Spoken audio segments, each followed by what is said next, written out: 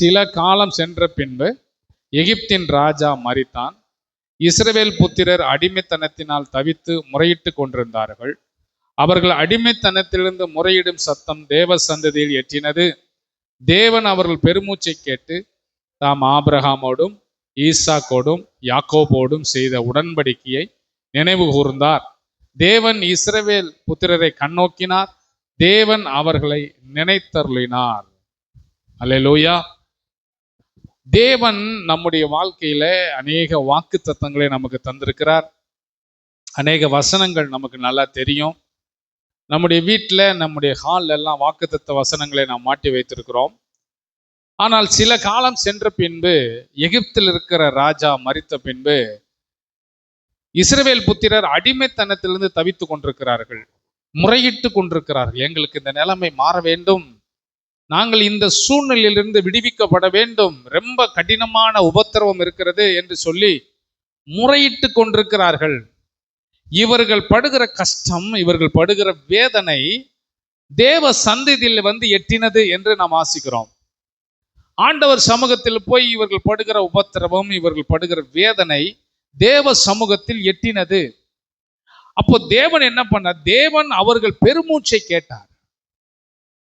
நம்ம படுற கஷ்டங்கள் சில நேரங்கள் மனிதர்களுக்கு தெரியாம இருக்கலாம், மற்றவர்களுக்கு தெரியாமல் இருக்கலாம். ஆனால் தேவன் நம்முடைய சத்தத்தை, நம்முடைய பெருமூச்சை, நம்முடைய ஜெபத்தை, நம்முடைய வாஞ்சை விருப்பத்தை அவர் நினைவித்துக் கொண்டே இருக்கிறார்.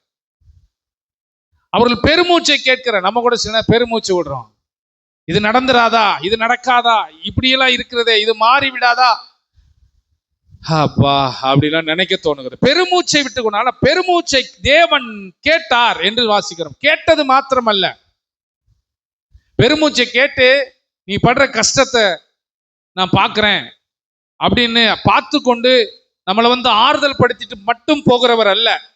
இப்ப நீங்க யாராவது ஒரு கஷ்டத்துல இருக்கும்போது மற்றவங்களாம் என்ன சொல்லுவாங்க?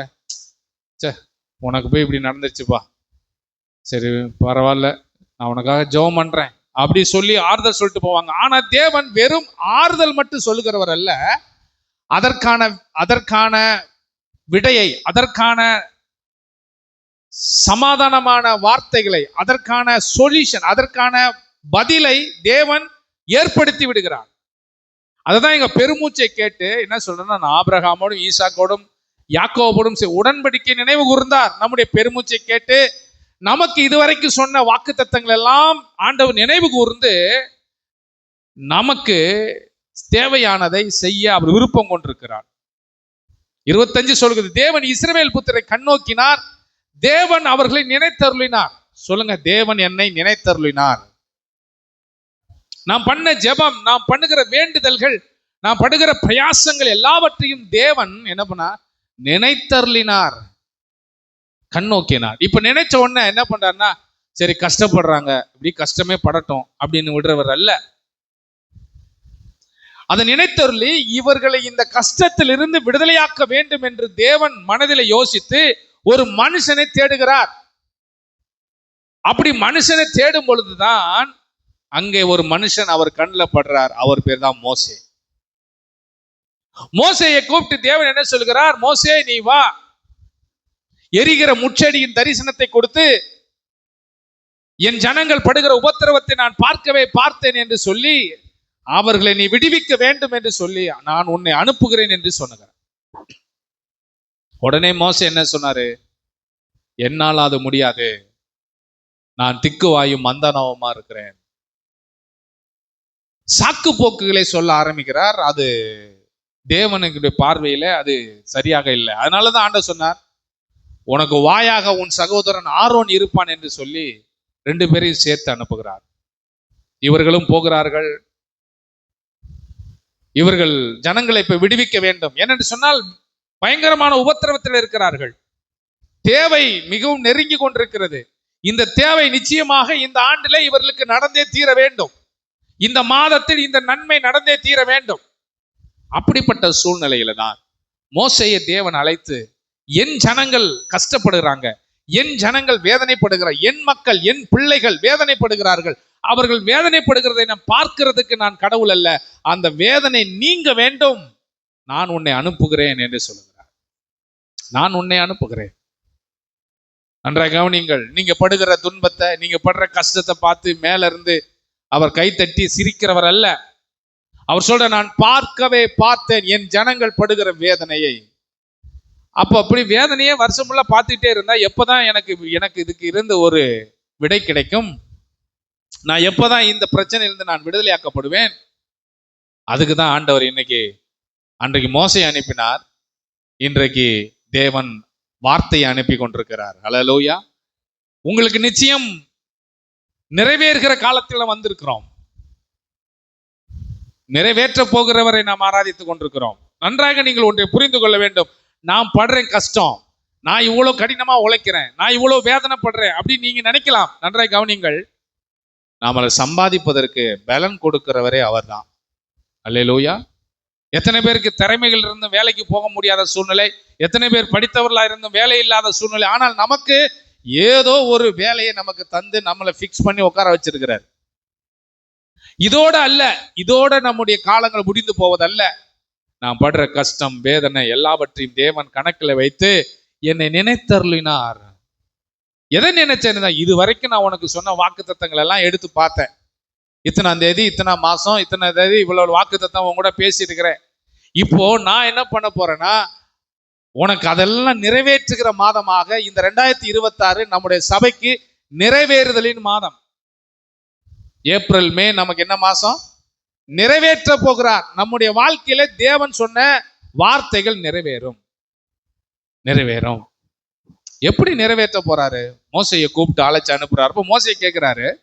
யாத்திராகமம் 3ஆம் அதிகாரம் 13வது வசனத்தை வாசிங்க. இது மோசே தேவனை நோக்கி, நான் இஸ்ரவேல் புத்திரிடத்தில் போய் உங்களுடைய பிதாக்களுடைய தேவன் உங்களிடத்தில் என்னை அனுப்பினார் என்று அவர்கள் சொல்லும் போது,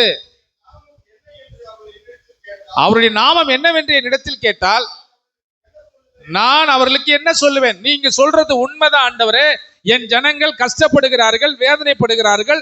நான் எகிப்தில் அதை பார்த்து ஒருத்தனை கொலை செஞ்சுட்டு அந்த கொலைக்கு பயந்துதான் நான் இங்க ஓடி வந்திருக்கிறேன்.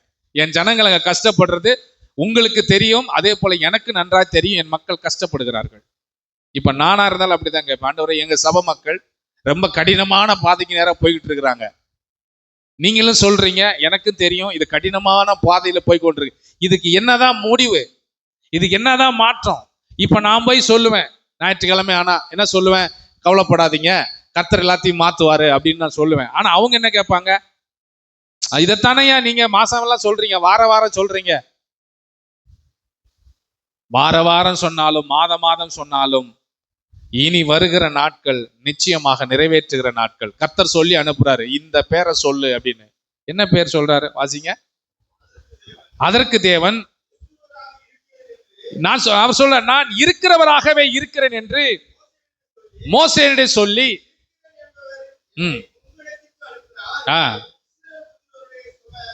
நல்லா கவனிங்க. நீங்க சொல்ற இருக்கிறவராகவே இருக்கிறேன். I am who I am. இருக்கிறவராகவே இருக்கிறேன், நீ போய் சொல்லு அப்படின்றாரு.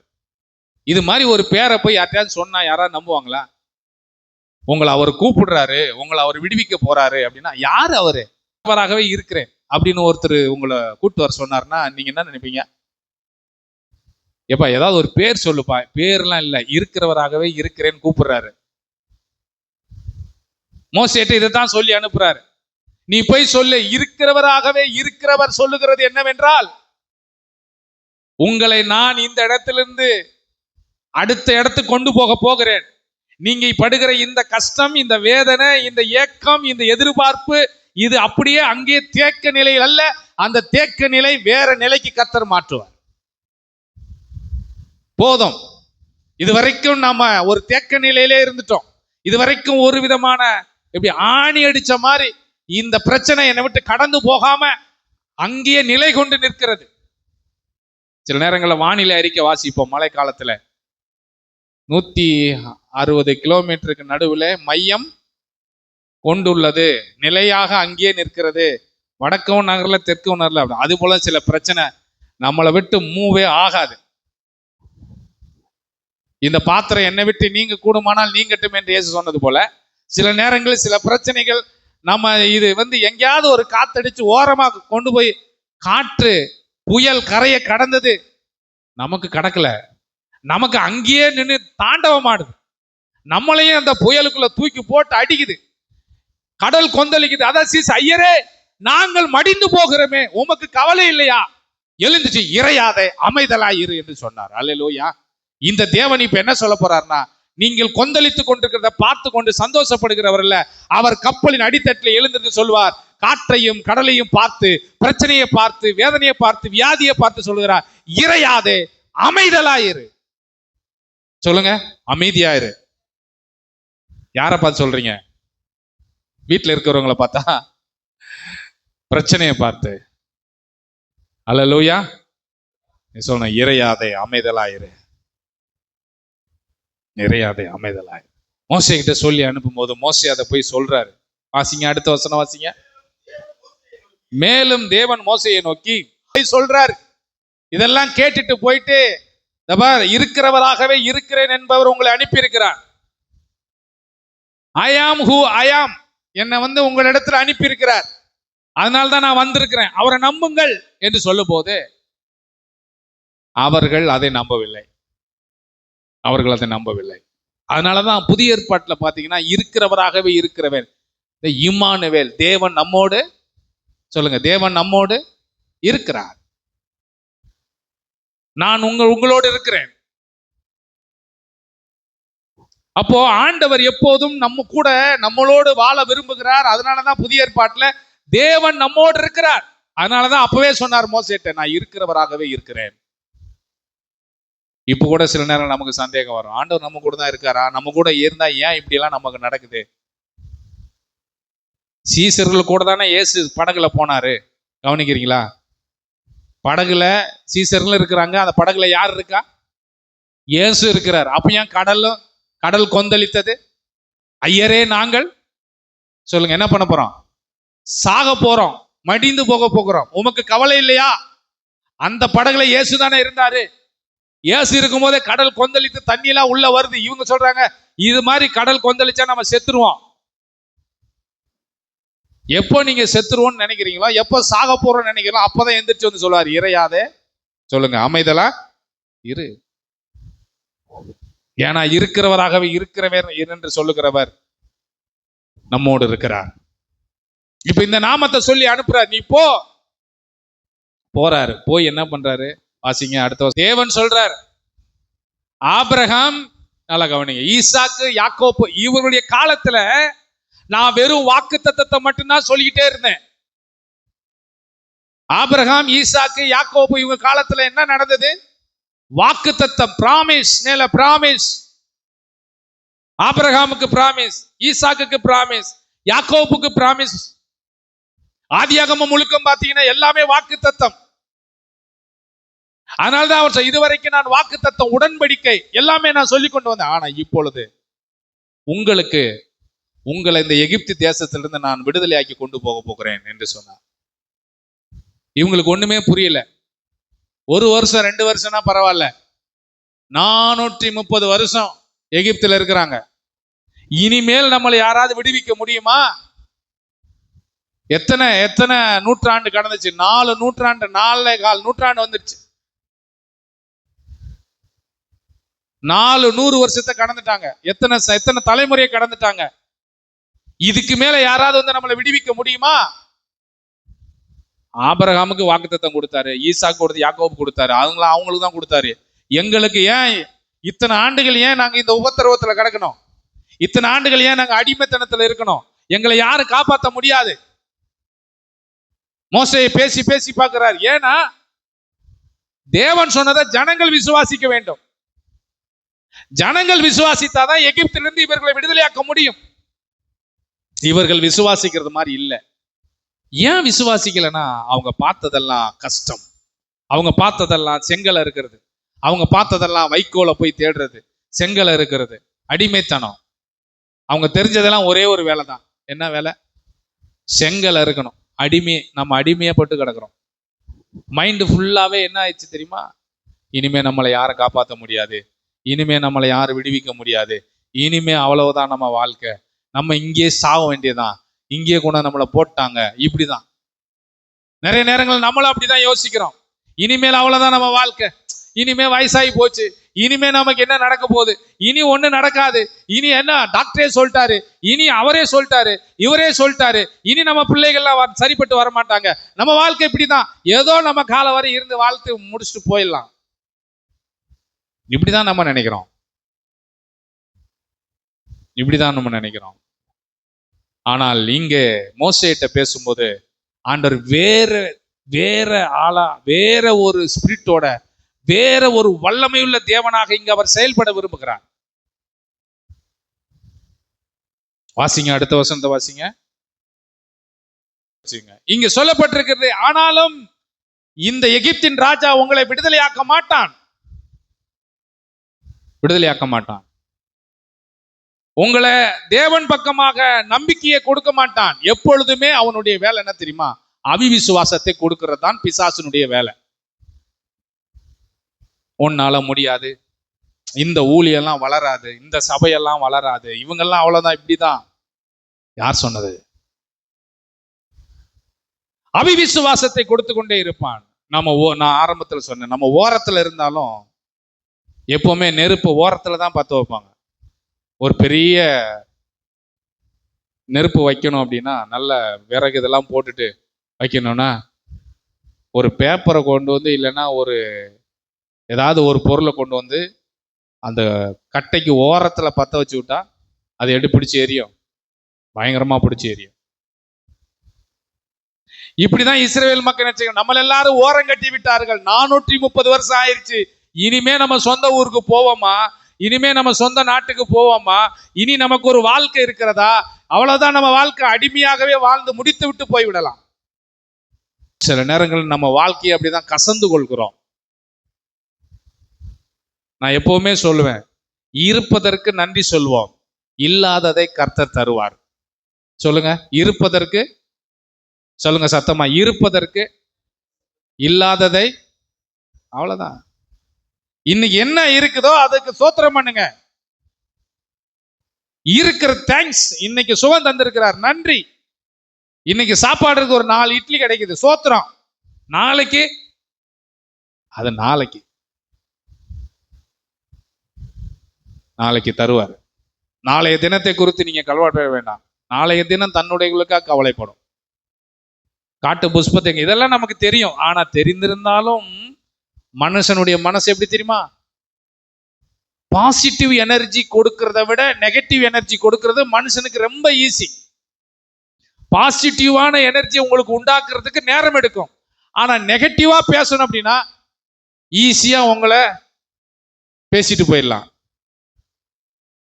டக்குன்னு நீங்க உங்களை சோர்வுக்குள்ள ஆக்கணும்னா ஒரே ஒரு வார்த்தை சொன்னா போதும் சோர்ந்துருவீங்க. ஆனா உங்களை உற்சாகப்படுத்தணும்னா என்ன பண்ணும்? நிறைய வார்த்தையை கண்டுபிடிக்கணும். ஆனா சோர்வாக்குறதுக்கு வேற ஒண்ணுமே தேவையில்ல, ஒரே ஒரு வார்த்தை. இதெல்லாம் மனுஷன் சாப்பிடுவானா? முடிஞ்சு போச்சு, அவ்வளவுதான். இதெல்லாம் நீ பண்ணி, இதெல்லாம் இது என்ன, இது என்ன, இது சோர்வாக்குறது, மனுஷனை சோர்வாக்குறது ரொம்ப ஈஸி. ஆனா அவனை என்கரேஜ் பண்ணி உற்சாகப்படுத்துறது ரொம்ப கடினம். ஆனா ஆண்டவர் என்ன பண்றாருன்னா, சோர்வு காக்குறத, நெறிந்த நாணலை முறியாதவர்.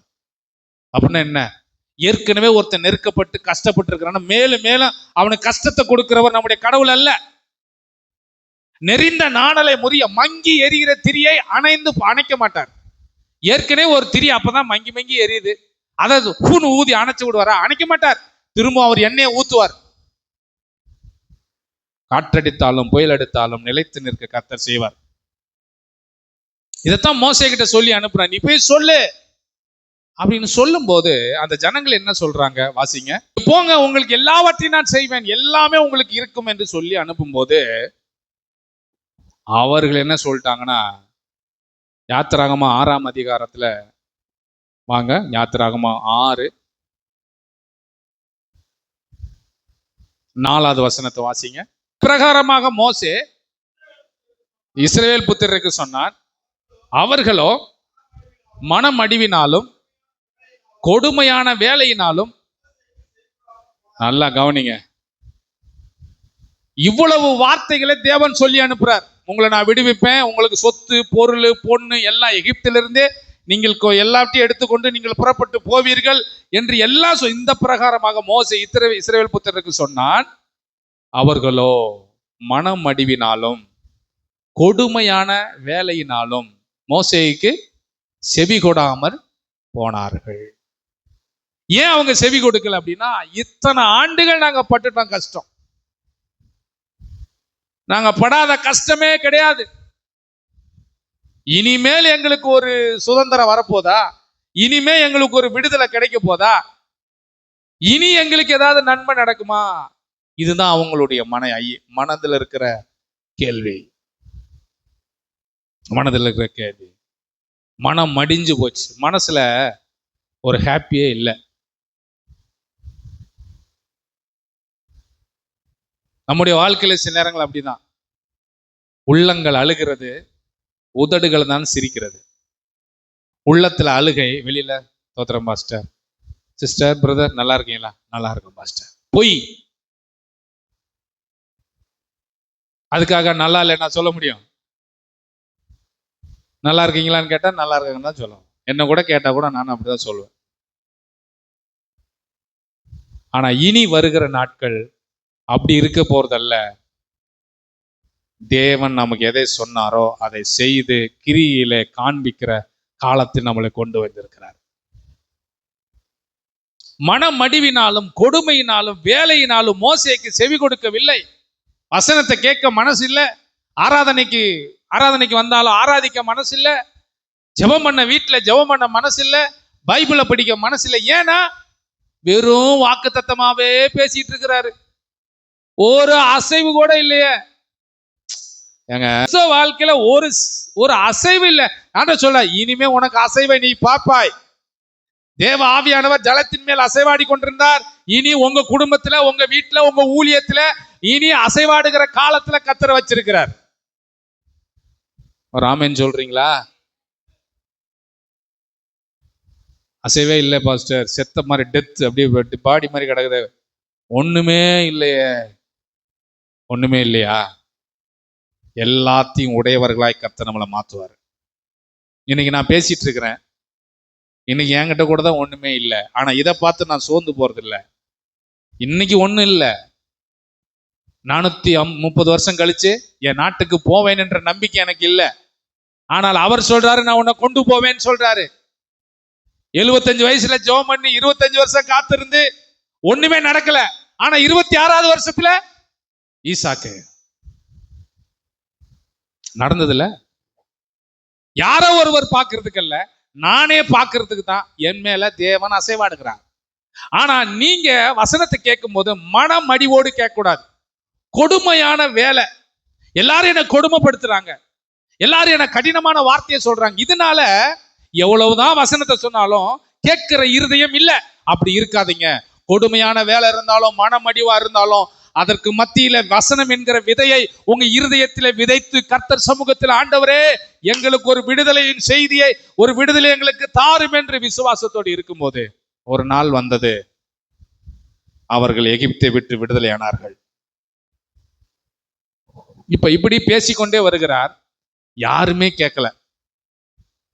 இப்ப கேட்கல, ஆண்டவரே என்ன பண்றது அப்படின்னு சொல்லும் போது யாத்திராகமம் 6ஆம் அதிகாரத்துல சில வசனங்களை நம்ம வாசிக்கலாம். ஆனாலும் நல்லா யெகோவா என்னும் நாமத்தினால், நன்றாக கவனியுங்கள், இதுவரைக்கும் யெகோவா என்கிற நாமத்துல நான் ஆபிரகாம், ஈசாக்கு, யாக்கோபுக்கு யாருக்குமே நான் வெளிப்படல. இப்போ நான் இதுவரைக்கும் நான் யெகோவா என்கிற நாமத்துல நான் வந்தது கிடையாது. இப்போ யெகோவா என்கிற நாமத்துல நான் வரப்போகிறேன். அந்த நாமம் என்ன? யெகோவா என்றால் விடுவிக்கிறவர் என்ற அர்த்தம். சொல்லுங்க, யெகோவா என்றால் என்ன? விடுவிக்கிறவர் என்ற அர்த்தம். இந்த நாமத்தினாலே நான் வந்து இவர்களை நான் விடுதலையாக்க போகிறேன், விடுதலையாக்க போகிறேன். நான் சர்வ வல்லமையுள்ள தேவன் நாமத்தினாலதான் இதுவரைக்கும் நான் ஆபிரகாம், ஈசாக்கு, யாக்கோபுக்கு தரிசனமான. ஆனா இப்போ யெகோவா என்கிற நாமத்தில், விடுவிக்கிறவர் என்கிற நாமத்தில் மீட்பர் என்கிற நாமத்தில், ரட்சிக்கிறவர் என்கிற நாமத்தில் நான் வந்து வெளிப்பட போகிறேன். அதுதான் யெகோவா. இன்னைக்கு இந்த வார்த்தையை பிடிச்சுக்கிட்டு தான் யெகோவா விட்னஸ், யெகோவா சாட்சி என்று சொல்லி ஒரு குரூப் என்ன பண்றாங்க, ஒரு தவறான பிரீச்சிங், தவறான போதனையை செய்து கொண்டிருக்கிறார்கள். யெகோவான என்ன? விடுவிக்கிற தேவன், ரட்சிக்கிற தேவன். இதை நாம் புரிந்து கொள்ள வேண்டும். இந்த நாமத்துல நான் வெளிப்பட போறேன், நீ இப்போ போய் பார்வோன்கிட்ட பேசுன்னு சொல்றாரு. 7ஆம் அதிகாரம் 8ஆம் அதிகாரம் 9ஆம் அதிகாரத்துல பாத்தீங்கன்னா பார்வோன் கிட்ட போய் பேசுறாரு, ஒண்ணுமே நடக்கல. சோர்ந்தே போயிட்டாரு. என்னையா சொல்லி அனுப்புனீங்க, நானும் போய் பேசுறேன், ஒன்னும் மாற்றமா நடக்கலையா? யெகோவா என்னும் நாமத்தில் நான் உனக்கு வெளிப்படுவேன். இப்போ பார்வோனுக்கு முன்பாக நான் 10 வாதைகளை அனுப்புவேன் என்று சொல்லி 10 வாதைகளை அனுப்பி தன் மக்களை அவர் விடுவித்தார் என்று வசனம் வாசிக்கிறோம். விடவே இல்லை ஆண்டவர். ஜனங்கள் நம்பவில்லை. ஜனங்கள் மோசேக்கு விரோதமா முறுமுறுத்தார்கள். பார்வோன் முரட்டாட்டம் பண்ணினான். ஆனா இவர்கள் எல்லாரையும் விட தேவன் அங்கே பலமாய் கிரியை செய்து இஸ்ரவேல் மக்களை எகிப்திலிருந்து என்ன பண்ணார்? விடுதலையாக்கினார். இவர்தான் யெகோவா சாட்சி, இவர்தான் யெகோவா தேவன். யெகோவா தேவன் என்ன? என்னை விடுவிக்கிறவர், என்னை ரட்சிக்கிறவர், என்னை விடுதலையாக்குகிறவர். நீங்கள் புரிந்து கொள்ள வேண்டும், என்னை விடுதலையாக்குகிற தேவன், என்னை ரட்சிக்கிற தேவன் என் கூட இருக்கிறார்.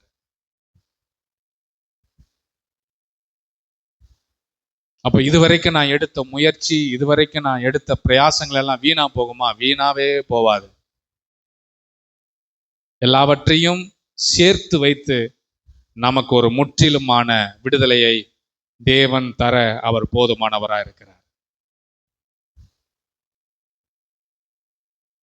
எகிப்திலிருந்து ஜனங்களை விடுதலையாக்கி தேவன் என்ன பண்ணாருன்னா, அந்த விடுதலையின் நாள்ல அவங்க கிளம்பி வரும்போது அவ்வளோ சந்தோஷம். யாரெல்லாம் அவிவிசுவாசமா பேசினார்கள் அவர்களும் அந்த கூட்டத்துல வர்றாங்க. நாங்க மனமடிவா இருக்கோம், நாங்க கஷ்டப்படுறோம், எங்களுக்கு இத்தனை நாள் இத்தனை வருஷமா எங்களுக்கு விடுதலையே இல்லை, நல்ல செய்தியே இல்லை அப்படின்னு நினைச்சவங்கலாம் அன்னைக்கு மூட்டை முடிச்ச கட்டிட்டு தூக்கிட்டு சந்தோஷமா செங்கடலுக்கு நேரா போறாங்க. ஆண்டவர் கைவிட்டாரா? செங்கடல் அவங்களுக்காக பழக்கிறாரு. செங்கடலை கடந்ததுக்கு அப்புறம் சாப்பாடு கிடைக்குது. நீங்க படிச்சு எத்தனை முறை இந்த வசனத்தை கேட்டிருக்கிறோம். மண்ணா கிடைக்குது, காடை கிடைக்குது.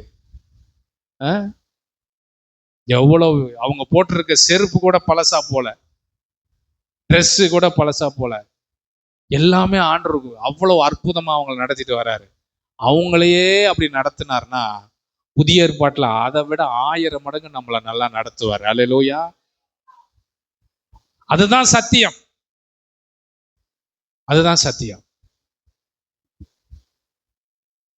ஆபிரகாம், ஈசாக்கு, யாக்கோபோடு நான் வாக்குத்தத்தத்தை தான் சொல்லிட்டு இருந்தேன்.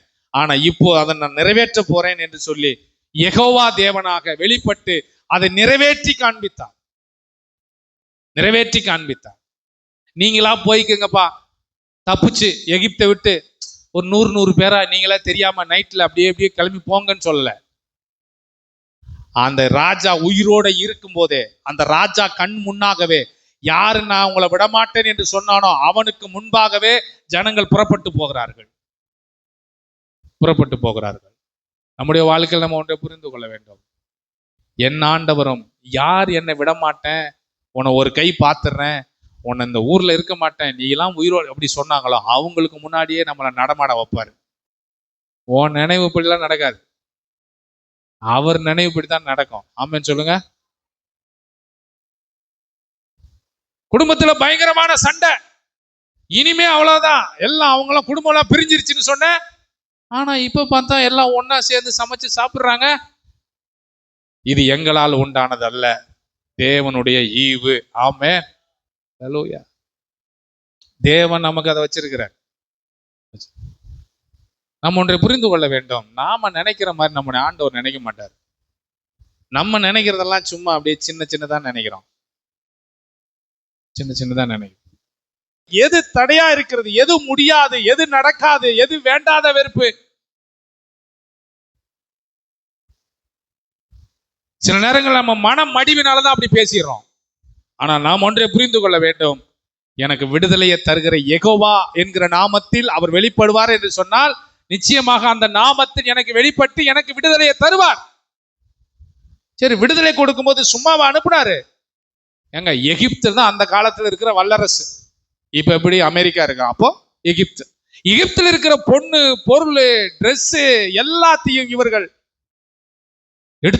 கொள்ளையடித்து கொண்டு கிளம்பினாங்களா? கொள்ளையடித்து கொண்டு கிளம்பினாங்களா? அதனாலதான் நான் சொல்றேன், இந்த யெகோவா நாமத்திற்கு என்ன அர்த்தம்னா விடுதலை கொடுக்கிறவர். சொல்லுங்க, என்ன கொடுக்கிறவர்? விடுதலை கொடுக்கிறவர். 7 விதமான வாக்குறுதிகளை அந்த இடத்துல கொடுக்கிறார். எத்தனை வருஷம் அடிமை? 430 வருஷம் அடிமை. 1 வருஷம் 2 வருஷம் கிடையாது.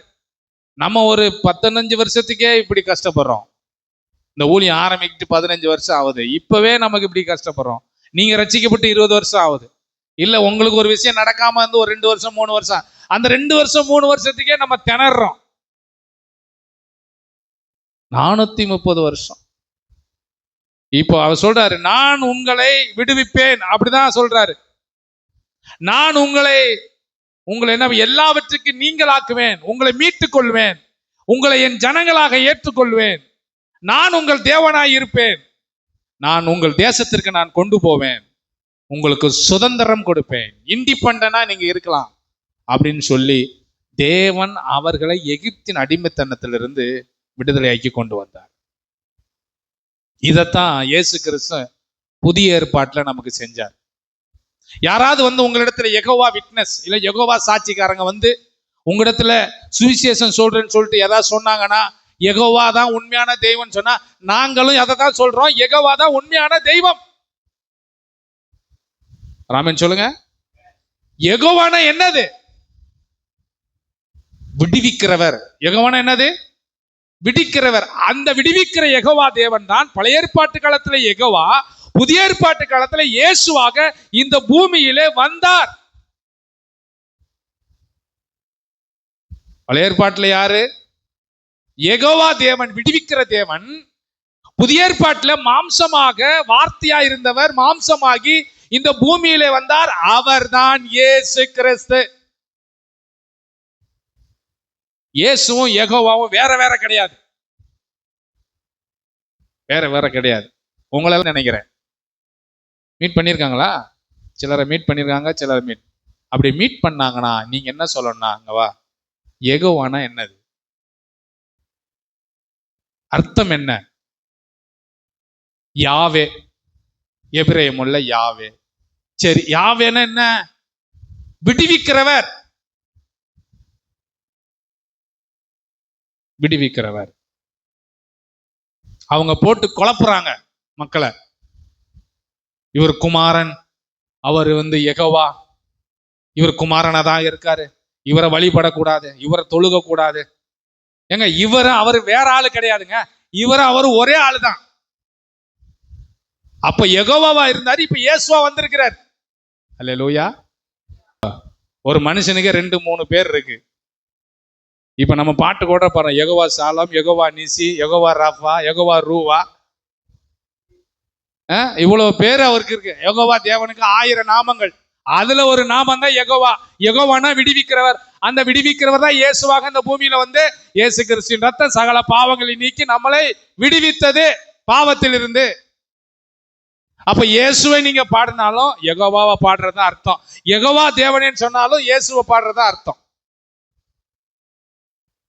இவங்க 2 பேரும் கோச்சிக்க மாட்டாங்க. நீங்க வந்து இயேசுவை தானே பாடினீங்க, அதனால நான்லாம் அப்படி இல்லை. அவர் சொல்ற, நானும் என் பிதாவும் என்னை கண்டவன் என்னை அல்லாமல். அப்புறம் எந்த தீர்க்கதரிசியாவது அப்படி சொல்லியிருக்கிறாங்களா? இல்ல ஏசாயா, எரேமியா, அப்போஸ்தலர்கள், பவுல் எல்லாம் சொல்லியிருக்காங்களே, என்னை கண்டவன் பிதாவை கண்டான், நானும் பிதாவும் ஒன்னா இருக்கிறோம். பவுல் சொல்ல முடியுமா? இல்ல ஏசாயா சொல்ல முடியுமா? எரேமியா சொல்ல முடியுமா? ஆபிரகாம் சொல்ல முடியுமா? யாரும் சொல்ல முடியாது. இயேசு கிறிஸ்து மட்டும்தான் சொல்ல முடியும். ஏன்னா அவர் தான் யெகோவா, அவர் தான் யெகோவா தேவன்.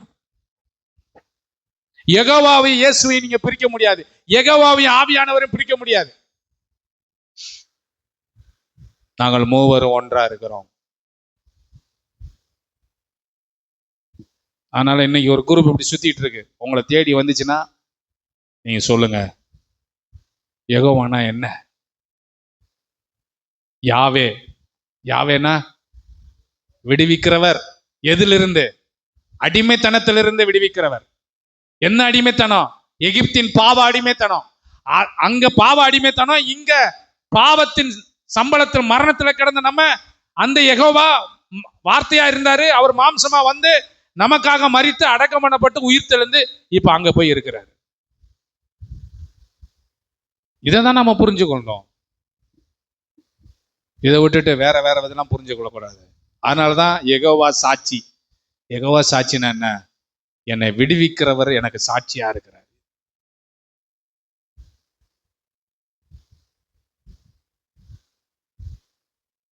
வாசிக்கலாமா? யோவான் 8ஆம் அதிகாரம் 58வது வசனம். அதற்கு இயேசு, ஆபிரகாம் உண்டாயிரதுக்கு முன்னமே, அங்க சொன்னார்ல, நான் இருக்கிறவராக இருக்கிறேன் என்று சொன்னவர் இங்க என்ன சொல்றாரு? நான் ஆபிரகாம் உண்டாகிறதுக்கு முன்னாடி நான் இருக்கிறேன். ஐ ஆம் ஹூ ஐ ஆம். இவர் இந்த வார்த்தையை வேற ஏசாயா, எரேமியா இல்ல அப்போஸ்தலர்கள் சீசர்கள் எங்கேயா சொல்லியிருக்காங்களா? சொல்ல முடியாது. யெகோவா தேவன் மட்டும்தான் சொல்ல முடியும்.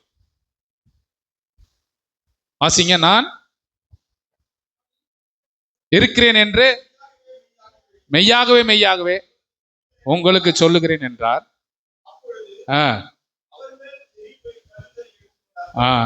நான் இருக்கிறேன் என்று சொன்னார்.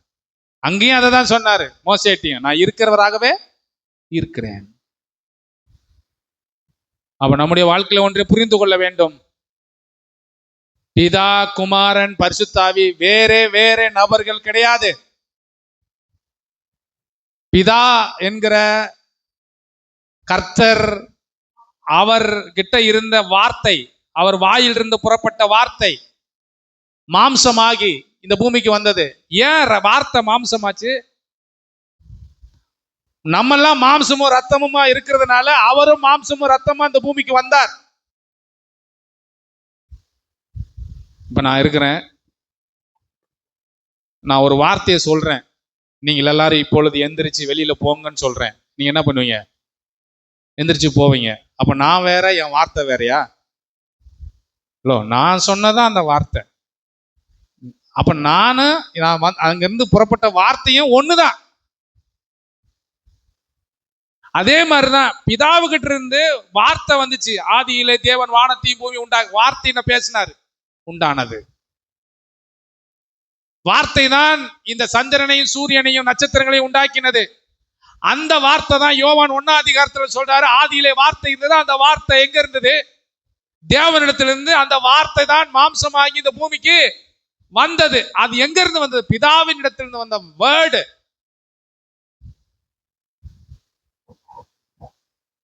இப்ப நாட்டில் இருக்கிற பெரிய அதிகாரிகள் வார்த்தையில தான் உத்தரவு போடுறாங்க, ஜியோ பாஸ் பண்றாங்க. வார்த்தைக்கு வல்லமை இருக்குதா இல்லையா? பவர் இருக்கா இல்லையா? இருக்கு. அதை தான் நம்ம புரிந்து கொள்ளணும். அப்ப ஆவின் என்ன?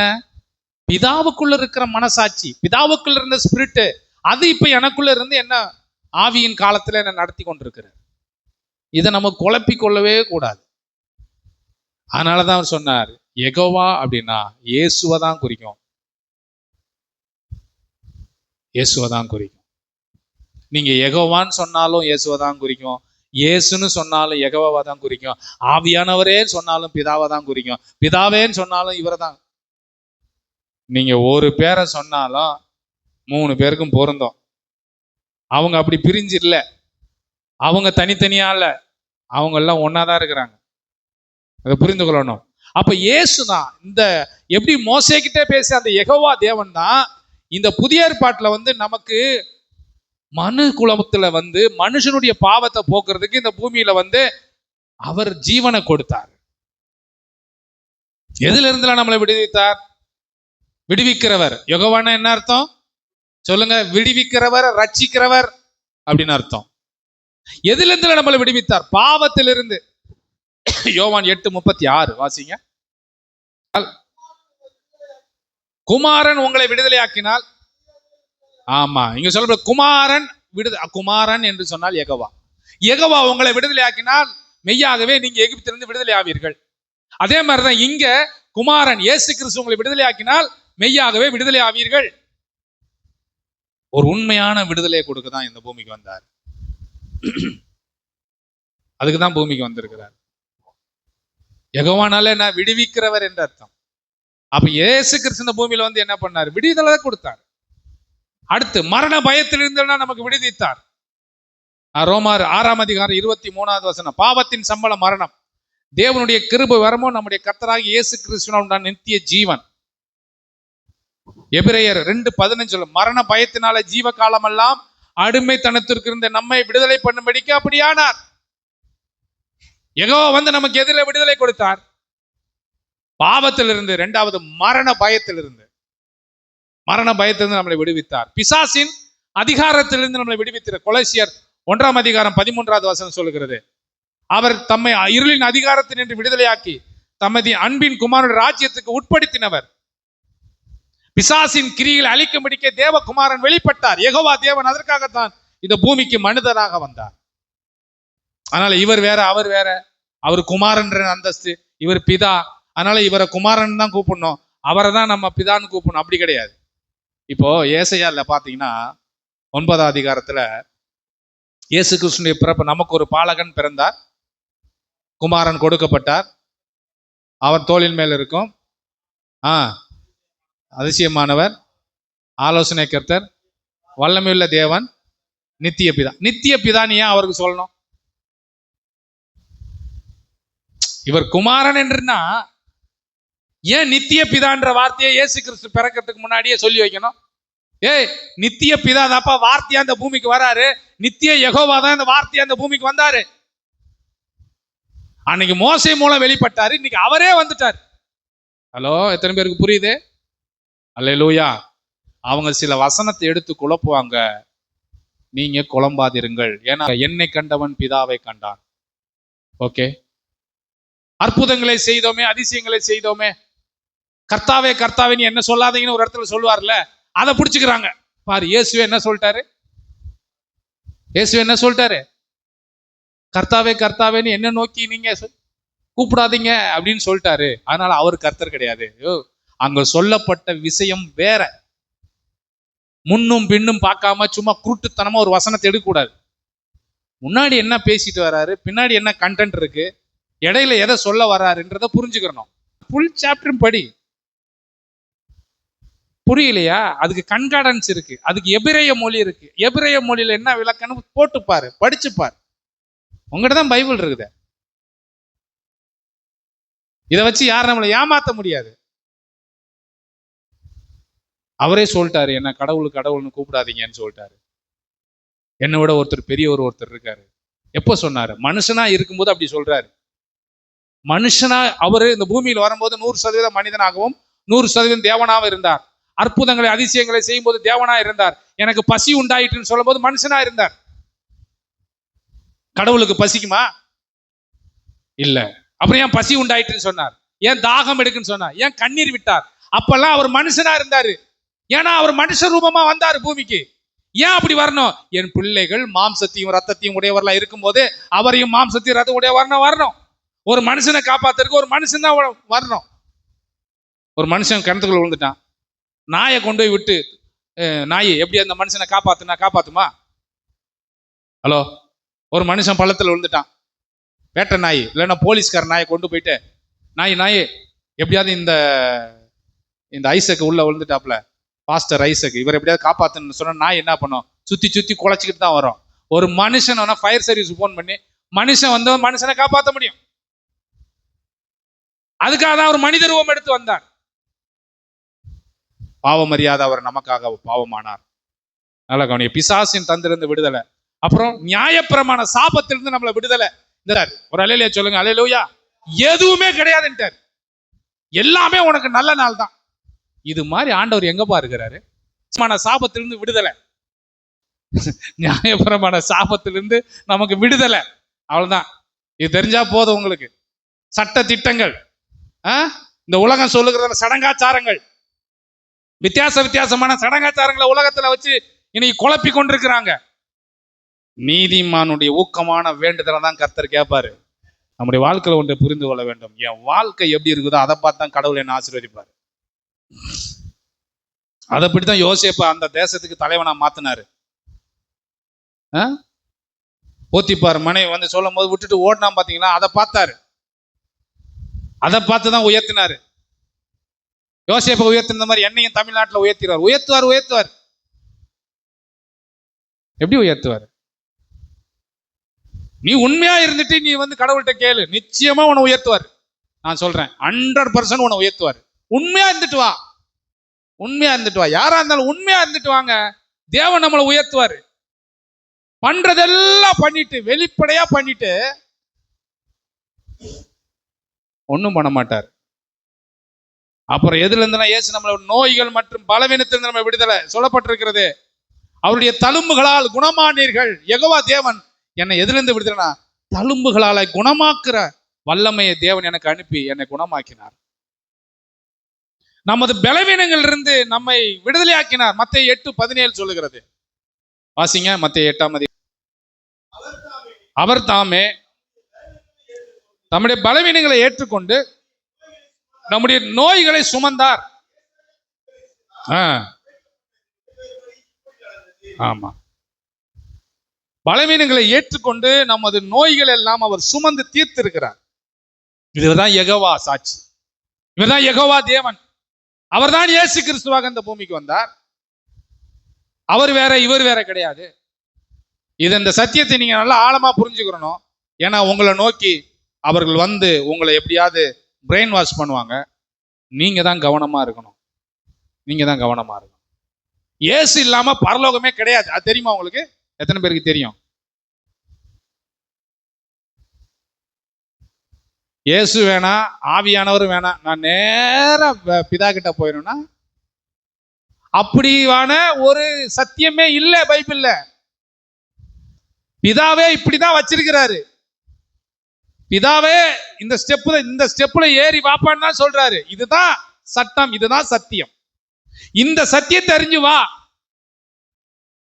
இல்ல நான் ஷார்ட் ரூட்ல அப்படி வந்து உங்களை பார்த்துடலாமா? பார்க்க முடியாது. குமாரன் மூலமாகத்தான் எல்லாமே. நியாய தீர்ப்பே அவர் மூலமா தான் நடக்க போகுது. அதனால நம்முடைய பலவீனங்களை அவர் ஏற்றுக்கொண்டார். நம்முடைய நோய்கள்லாம் நம்மளுக்கு விடுதலை கொடுத்திருக்கிறார். அடுத்தது இன்னொன்று மிகப்பெரிய சமாதானத்தை நமக்கு உண்டாக்கினார். பகையாகிய நின்ற நடுச்சுவரை தகர்த்து இருதரத்தாய் ஒன்றாக்கி சமாதான உடன்படிக்கை செஞ்சிருக்கிறார். இயேசு எனக்கு என்ன செஞ்சார்? எனக்கு ஒரு பீஸ்ஃபுல்லான வாழ்க்கையை இயேசு தந்திருக்கிறார். காசு இருந்தாலும் இல்லாட்டாலும், எது இருக்கோ இல்லையோ, ஆனா ஒரு சமாதானம் எனக்குள்ள இருக்கிறது. சமாதானத்தை எனக்கு ஆண்டவர் தந்திருக்கிறார். யாருக்குமே இல்லாத ஒரு சந்தோஷ சமாதானத்தை இருதிரத்தாயும் ஒன்றாக்கி இருக்கு. அதோட மாத்திரம் அல்ல, 7வது ஒரு விஷயம், இந்த யெகோவா தேவன் இந்த இயேசு எனக்கு என்ன செஞ்சார்? அவருடைய பிள்ளைகள் ஆகும்படி எனக்கு அதிகாரத்தை தந்திருக்கிறார். நான் அவருடைய பிள்ளை. அந்த வசனத்தை பாருங்க, யோவான் 1:12 வசிங்க. நம்மெல்லாம் யார்? கடவுளுடைய குழந்தை. இது யாராவது சொல்ல முடியுமா?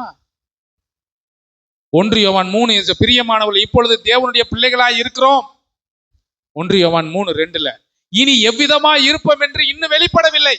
இது வரைக்கும் கடைசி பாயிண்ட் என்னன்னா, இப்ப தேவனுடைய பிள்ளைகளா இருக்கிறோம். மணவாட்டியாக இருக்கிறோம். மணவாளன் பிள்ளை என்கிற அந்தஸ்துல நம்ம இருக்கிறோம். இனி என்ன வரப்பு நடக்க போகிறது வருகையில நமக்கு தெரியாது. ஆனா வசனம் எப்படி சொல்லி முடிக்குது? 1 யோவான் 3:2 வாசிங்க. பிரியமானவர்களே, இப்பொழுது தேவனுடைய பிள்ளைகளாக இருக்கிறோம். இனி எவ்விதமா இருப்போம் என்று இன்னும் வெளிப்படவில்லை. ஆகிலும் அவர் வெளிப்படும் போது அவர் இருக்கிற வண்ணமாகவே நாம் அவரை தரிசிப்பதனால் அவருக்கு ஒப்பா இருக்கிறோம் என்று அறிந்திருக்கிறோம். ஒரு அல்லேலூயா சொல்லுங்க. இப்ப பிள்ளைகள், மணவாளன், மணவாட்டி இப்படின்ற, அவர் தான் மணவாளன், நம் மணவாட்டி. இப்படிதான் நம்ம இருந்து கொண்டிருக்கிறோம். ஆனால் இனி அவருக்கு ஒப்பாக நம்ம மாறப்போறோம். அல்லேலூயா. ஆனால் ஒன்றை புரிந்து கொள்ள வேண்டும், யெகோவா என்றால் விடுவிக்கிறவர். அந்த யெகோவா தேவன் தான் வார்த்தையாக மாம்சமாக இந்த பூமியில வந்து பிறந்து நமக்காக 33 ஆண்டு காலம் வாழ்ந்து அடிக்கப்பட்டு உயிர்த்தெழுந்து நமக்கு 7 விதமான ஆசீர்வாதங்கள், பாவத்திலிருந்து, சாபத்திலிருந்து, சடங்காச்சாரங்களிலிருந்து, நல்ல நேரம் கெட்ட நேரம் இதெல்லாம் எல்லாவற்றிலிருந்து விடுதலையை கொடுத்து அவருடைய பிள்ளை சமாதானத்தை உண்டாக்கி அவருடைய பிள்ளை என்கிற அதிகாரத்தை தந்து இப்ப அங்க போய் சேர்ந்திருக்கிறார். அப்ப யெகோவா சாட்சினா என்ன அர்த்தம்? என்னை விடுவிக்கிறவர். எதிலிருந்து? எல்லாவற்றிலிருந்து. ஆல்மைட்டி காட், சர்வ வல்லமையுள்ள தேவன், எல்லாவற்றிலிருந்து என்னை விடுவிக்கிறவர். இதை தான் நம்ம புரிந்து கொள்ள வேண்டும். இதுதான் நம்முடைய வாழ்க்கையில சத்தியமா இருக்கிறது.